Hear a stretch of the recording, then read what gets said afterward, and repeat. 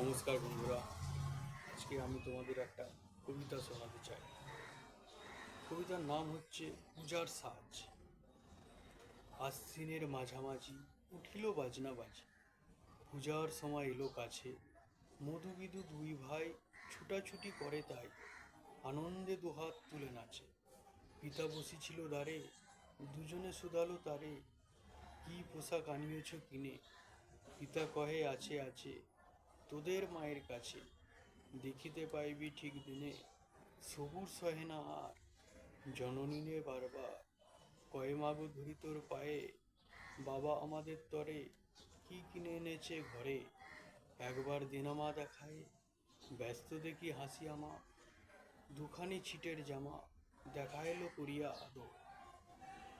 বন্ধুরা, যদি কবিতাটা ভালো লেগে থাকে অবশ্যই কমেন্টে করে জানাবেন।